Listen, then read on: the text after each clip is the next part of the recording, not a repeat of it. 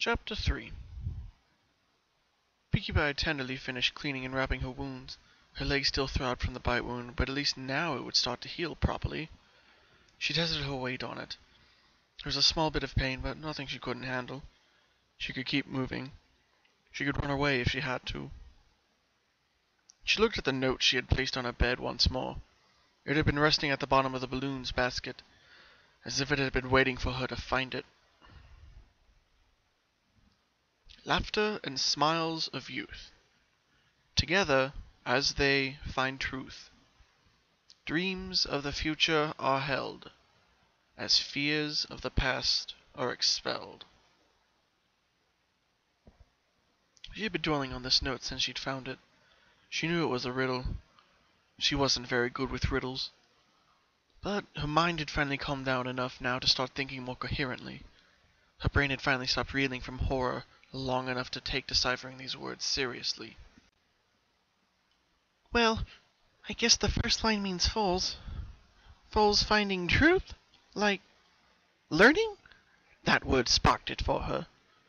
Oh, this riddle's about a school, she said, rereading the riddle in context of a school, and all the lines fit. So, does that mean I should head for the school? She asked herself. She looked around at the dilapidated room. The balloon that was torn apart. The body of a half-filly. No reason to stay here, she sighed as she packed the note into her bag before grabbing the lantern and heading outside. She shivered as she hit the cold, snowy air once more. She hadn't realized how warm it was being inside of the building. She turned the lantern off and placed it back in the bag. She then began her gallop towards the school.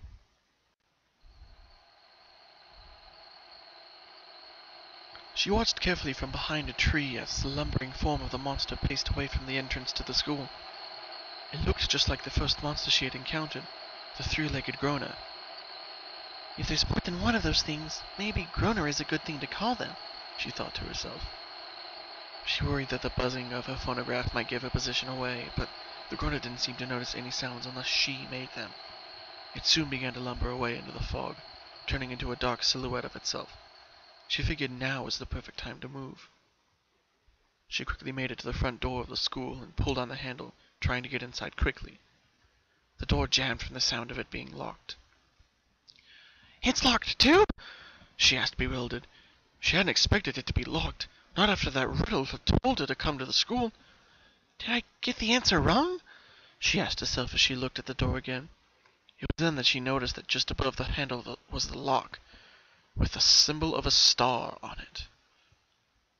It felt like a switch was flipped on in her head. She quickly reached into her bag and pulled out the key Gummy had left for her, being careful not to undo the ribbon. She placed the key into the keyhole, it fitting perfectly.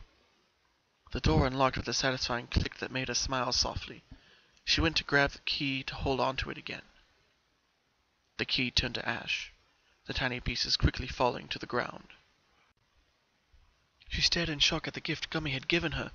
The only part that hadn't turned to ash was the ribbon that floated down gently, landing on her outstretched hoof. No, Gummy's gift, she said, her lip quivering as tears threatened to fall once more. She shook her head quickly. Taking a deep breath of cold air, she calmed herself again. She'd already cried a lot. If she kept crying, she wasn't going to get out of this situation anytime soon. Besides, she still had that ribbon from the key. She very carefully tied the bow to the end of her mane. It still didn't have its frizz to it, but tying it at the end helped make her feel like it was a little poofy again. The ribbon gave her comfort. She felt as if Gummy was right beside her while wearing it. She opened the school door and headed inside. To her surprise, the area was fairly well lit. She had been expecting to need her lantern like at the house. The school seemed to have fared better than a house did. It had a thick layer of dust, but the structure wasn't nearly in as much disrepair. Lockers lined the walls as the hallway led to classrooms. Signs hung on the wall pointing out the direction to the cafeteria, nurse's office, principal's office, and the classrooms. Huh? Pinkie's ear twitched upon hearing a sound. It sounded like the laughter of young foals. She turned her head in the direction of the sound, simply amazed at the sight. She could see the ghostly apparitions of two young foals playing in the hallway. They laughed and pranced around each other before running down the hallway in the direction of a classroom. Pinkie watched as they faded through the door to the classroom. She quickly turned her head to her bag and listened for the static of a phonograph, but it was silent. "Well, maybe those ghosts aren't monsters like the others," she said quietly to herself. Perhaps if they weren't monsters, they were a sign. She quickly followed after the foals, opening the door to the classroom. The classroom was as quiet as the halls of the school, stagnant air mixed with a layer of dust. But the room gave Pinkie a sense of nostalgia. It was the classroom she had gone to when she had moved to Ponyville. Memories began to flood her mind. "Well, Miss Pinkamena Diane Pie, we recognize that you have been homeschooled for most of your life, but upon testing you on the Ponyville standardized test, your score was not high enough to acknowledge a graduate-level pony. So we're requiring you to take at least 1 year of public school here in Ponyville," the mayor explained to her. "What? I have to go to school?" Pinkie said, pouting in her seat opposite the mayor's desk. "But learning was so boring." She stomped her hoofs a little in a chair. Now, sis," Octavia said, reaching over and placing a hoof on her sister's shoulder. "It won't be that bad. Just think of all the new friends you'll be able to make. You'll have a lot more ponies to invite to your parties," she said comfortingly. But, Pinkie said, looking at her sister with pleading eyes. She already knew that she wanted to spread smiles as much and as far as she could, but this was her first time finding other ponies to be friends with to host a party for. She was rather intimidated by the thought that they wouldn't like her parties. "Tell you what," Octavia said with a comforting smile. "If it's all right with the mayor, I'll go to school with you. How does that sound?" "I don't see why not," the mayor said, nodding with a smile. "Really? Oh my gosh, you're the best big sister ever!" Pinkie said, hugging her dear sister, a big smile on her face. Octavia smiled in return as she petted her young filly sister. Pinkie smiled at the warm memory. It was one she hadn't thought about in a long time.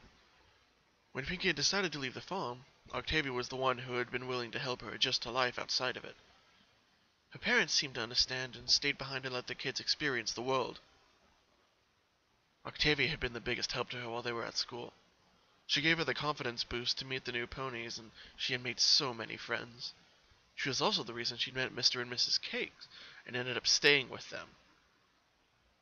It was after that year of school that Octavia decided to leave on her own adventures, having discovered her love of the cello and classical music.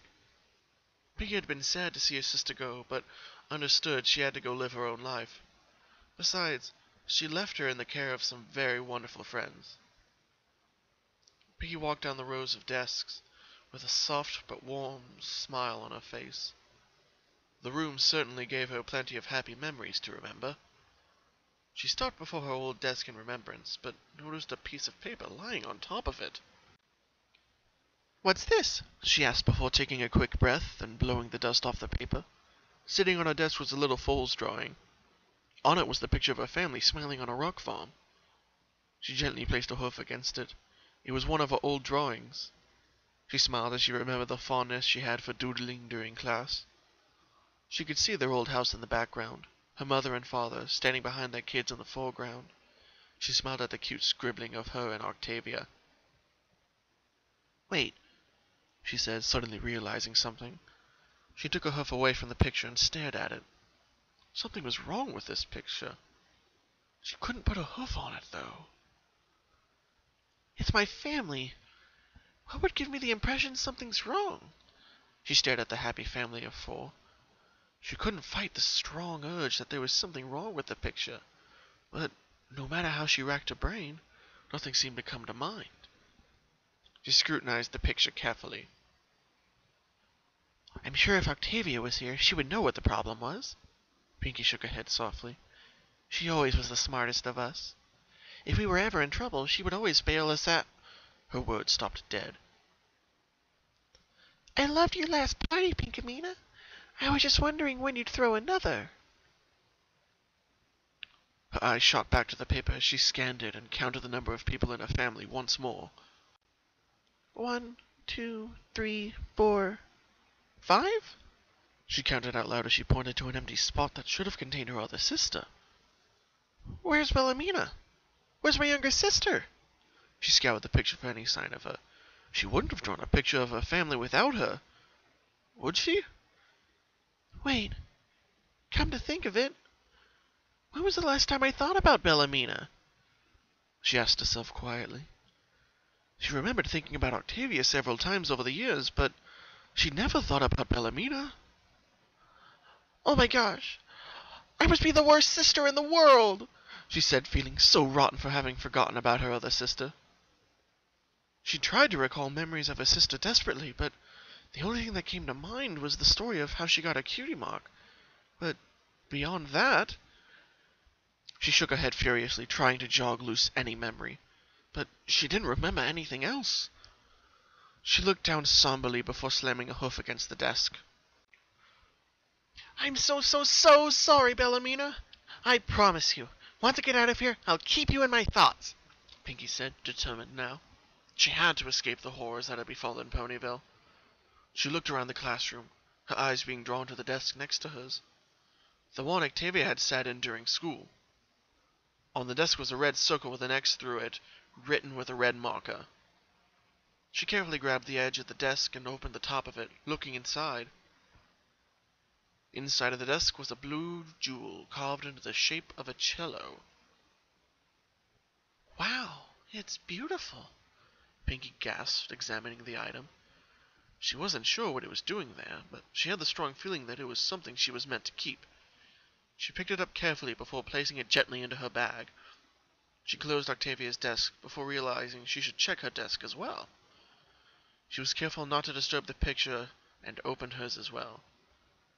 Inside was a red jewel in the shape of a balloon. She quickly placed it inside her bag as well. She closed the desk and looked around. None of the other desks appeared to have anything of significance on them. She headed to the front of the class and checked the teacher's desk. There was a note written on the desk. At the eve of the switch from night to morning, the red moon will shine. Another riddle? Pinkie asked aloud to no one. This one certainly made less sense than the last riddle she tried to solve. Off the top of her head, she couldn't figure out what this riddle was trying to tell her. She twirled her head towards the door when she heard the laughter of the foals coming from the hallway once more. She quickly exited the room and looked around the hallway for them.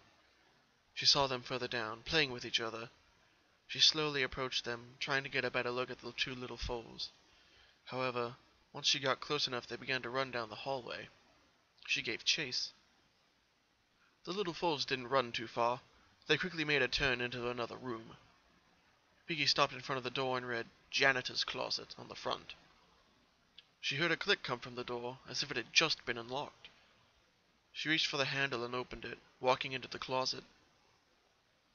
The room didn't look like anything a janitor's closet should. Rather than shelves of items for cleaning, it was a mostly empty room. At the end opposite the door stood a small knee-high pedestal. Then behind it was what looked like a door with a clock and symbols around it, in between two portraits of the princesses.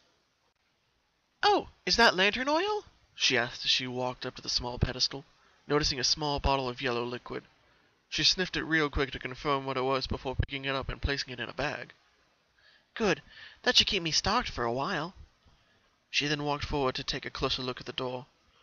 To the left of the door was a picture of Princess Luna, graciously drawn with her body in a circle, surrounding a small hole in the wall. Princess Celestia was drawn much the same way, also surrounding a small hole in the wall. "Wait, this hole. I know this shape," she said, having noticed something about the hole Celestia was surrounding. She quickly reached into a bag and pulled out the red balloon jewel, and it fit gently into the hole. It snapped into place with a satisfying click. "Then that means the other jewel must go here," she said, placing the blue cello underneath Luna's picture. When the second jewel clicked into place, the clock moved forward out of the door a little, followed by the symbols placed in a circle around it. She looked carefully at the symbols. They were 6 pictures. 3 of suns, 1 red, 1 yellow, 1 blue, and 3 moons, 1 white, 1 green, and 1 red. Wait, a clock and a moon. The words from the teacher's desk came to mind. The eve of the switch from night to morning. Night is PM, morning is AM. They switch at 12. And the red moon will glow at that time. She placed a hand against the dial of symbols and turned it, placing the red moon so that it was directly above the number 12 on the clock. Then she moved the two hands of the clock to point at the number as well. The clock chimed 12 times as it and the dial moved back into the door, before the door moved up and rose into the ceiling, opening the path. Pinkie quickly walked into the next room.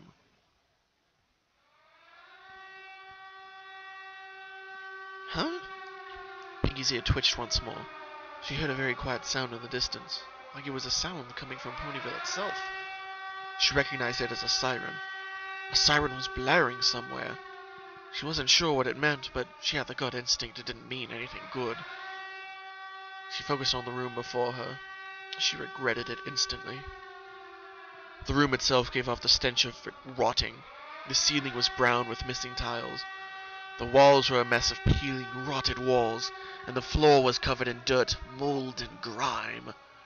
Holes littered the room, revealing a mesh of iron grating behind them, apparently the foundation holding the room together. 2 dead ponies hung from the corners of the room, their bodies wrapped in some kind of cloth, but their blood spattered the wall and floors next to them. They hung by chains and metal that kept them suspended. On the wall between them was a single word, written in their blood. Run! She didn't need to be told twice as she ran out of the room. She ran out of the janitor's closet and back into the hallway. Wait, what happened to the light? She asked as the hallway she entered was pitch black. She quickly reached into her bag and pulled out her lantern. The flame came to life, illuminating the hallway. She gasped as the hallway was no longer that of the calm, quiet school, but instead was made of the same dilapidated materials as the room she'd just escaped. Everything was rotting, held together by a metal grating. The grime covered the floor in splotches, and blood caked the walls. Hanging bodies of ponies were visible at various intervals down the hall. The smell of so much rotting gagged Pinkie.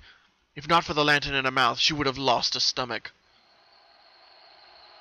The sound of static hit her ears next. Her heart started pounding as she next heard footsteps echoing down the hall. She turned in the direction of the footsteps, listening to the hiss of static grow louder as the footsteps grew closer. Her brain was screaming at her to run, listen to the wail, and put every bit of power into her hooves. But she seemed stuck, almost glued to the spot. This feeling wasn't like the other monsters. The sensation was piercing down right into her very soul. This feeling was biting into her and was forcing her feet to stay. The edge of the light hit the creature. It worked further into the edge of her light, and she felt her heart stop for just a brief moment. It was one of the monsters from a nightmare. It was a tall, slender pony that towered over her. It had no face. Its skin clung to its face and body as if it were attached directly to its bones. It was pale, deathly pale, accentuated by the black suit and red tie it wore on its torso. It continued to take slow, careful steps towards her. Every hoof step echoed in her brain like it was trying to grate her mind. The phonograph erupted into its loud, high-pitched ringing as she felt a pain strike her mind. She finally felt herself no longer glued to the spot, and with everything she could muster, she turned around and ran. Her heart jumped to her throat, almost choking her with its pounding as her hoofs connected loudly with every single step she took. She didn't care about the grime or the bodies she passed. She had to get away. Her mind grated with the feeling of a haze that the creature seemed to bring with its presence. The loud ringing of the phonograph seemed to be the only thing that kept her in any state of mind to run as fast as she could. She rounded a corner with lightning speed. She was putting everything into this. She knew she could run fast. She could keep up, if not outrun Rainbow Dash at times. She had to be losing the slender pony. She had to be escaping. She dared to look over her shoulder. It was keeping up with her. It seemed to only be walking. Somehow the slow-paced canter it strutted kept up, and his whole being seemed to slide towards her, as if there was no escaping. Her mind reeled and she whipped her head forward, trying to go faster. She had to turn another corner. Her hoof caught under one of her legs and she nearly fell. She scrambled her legs and took off again. A blood-curdling scream bellowed out before her as she saw half of a white filly start to crawl straight for her. She jumped over it, its tongue passing over one of her hooves as it tried to bite her. The screams of the filly were cut short as she heard the sound of it being crushed by the monster chasing her. Her stomach hit her hard inside of her throat as her lungs burned. Her mind was kicked back and the haze was growing.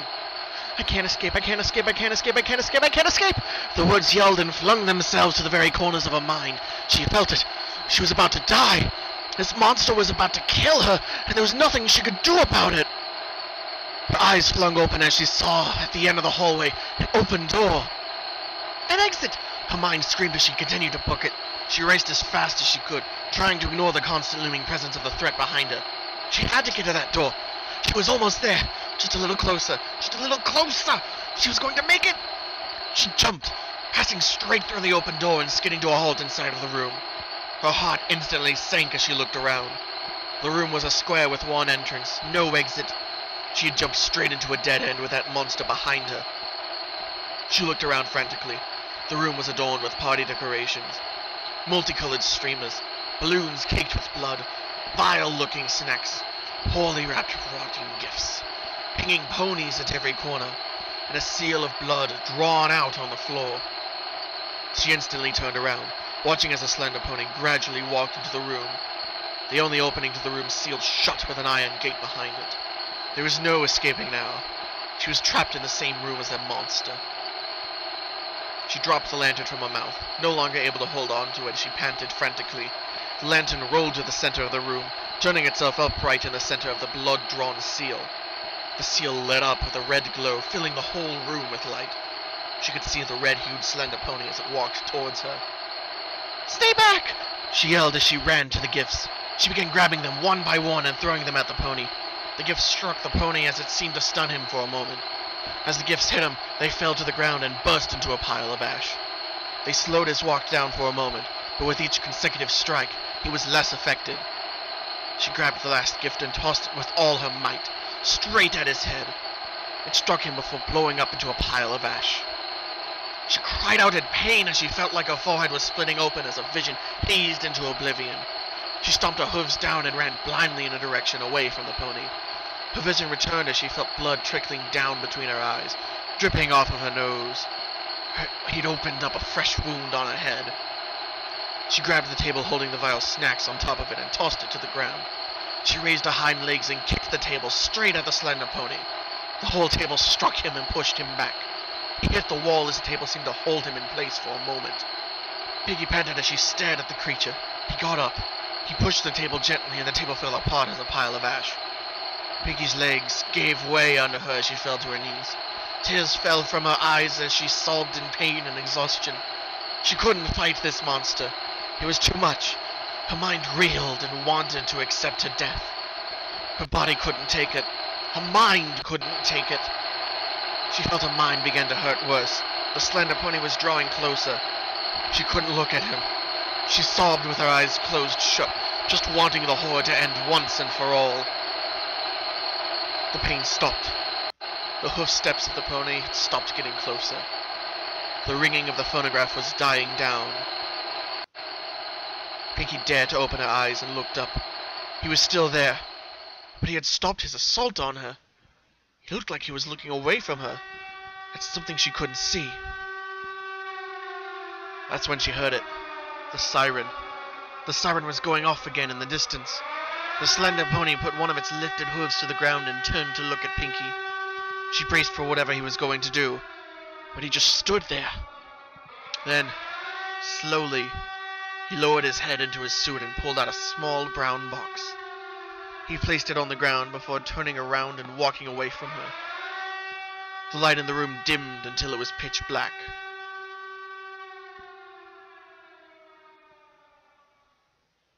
The light from her lantern began to bring a gentle glow to the room. Pinkie hiccuped, taking in a huge breath of air that cooled her burning lungs once again. She could feel her heart still racing as she began to get her bearings. The room wasn't the one she had just been in. It looked like a normal basement. It had pipes and fixtures that controlled water and heating throughout the building. Her lantern lay on its side in the middle of the room, glowing with its gentle flame. The brown box was still where the slender pony had left it. Words failed Pinkie. She didn't have the strength to get up at the moment. She lowered her head and let herself sob again.